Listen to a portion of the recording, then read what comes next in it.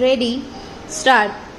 I have great pleasure in welcoming you to this inaugural meeting of the National Commission of UNESCO.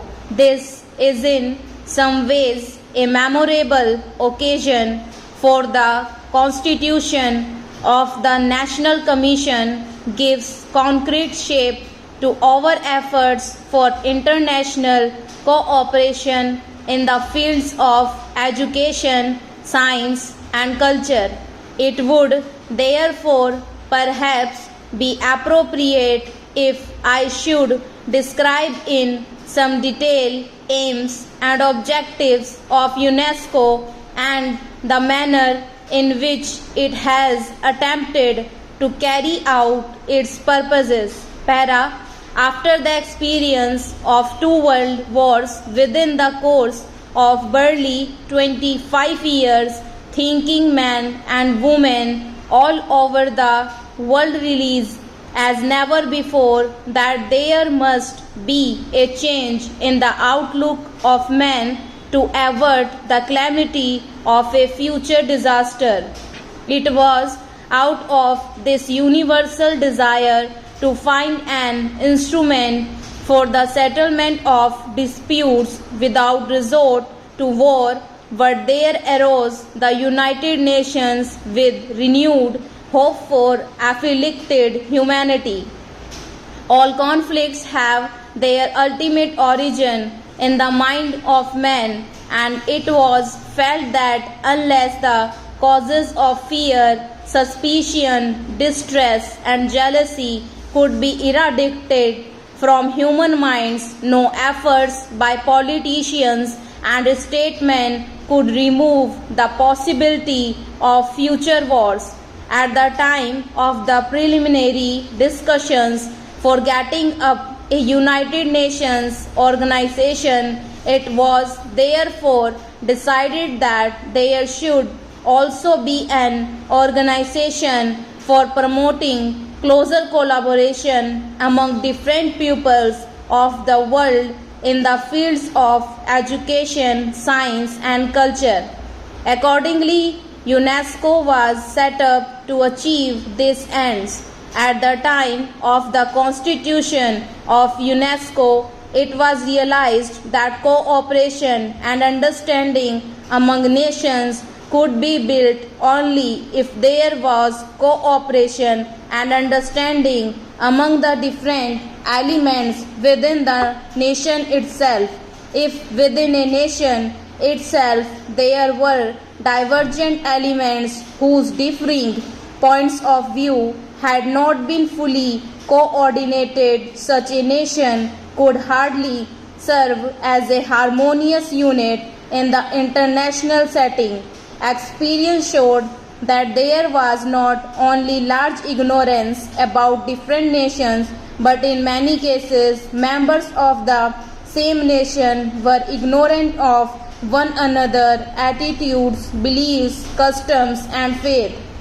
This was an experience which was almost universal except in the case of a very few small and homogeneous nations. Further, it was felt that closer cooperation between different elements in our national life would lead to a promotion of activities in all other fields also. Para. The Constitution of UNESCO provides that only states can be members. These guarantees that there will be no possibility of adding to international complications through its activities. There is, however, another aspect of the question which cannot be ignored. The nature of education, science and culture is such that their cause can be served better by private and voluntary agencies. This is the reason why UNESCO Constitution insists that there should be voluntary bodies or national commissions to perform its functions in the national fields. Unfortunately, the experience of the last 3 years has not fully justified the hopes which were raised by the establishment of the United Nations organization. In spite of the initial agreement with which it started, it has today become the arena for struggles between rival blocs. It is true that the struggle is yet only a Cold War. This is, however, little consolation to those who seek peace on an enduring basis. It is tragic that even today nations have not given up the old attitudes which so often led to war. The one ray of hope offered in this gloomy picture today is the manner in which UNESCO, an allied organization of the United Nations, has been attempting to establish better relations among human beings in the fields of education, science, and culture. It is obvious that in the realm of material clash of interests, compromise is difficult, while in the fields of the creative spirit, cooperation and compromise are not only possible but are the natural law. The division of material wealth leads to a diminution in its quantity, while the distribution of spiritual wealth leads to mutual enrichment. UNESCO has also rightly recognized that all conflicts, even in the material field, have their ultimate origin in the mind of man.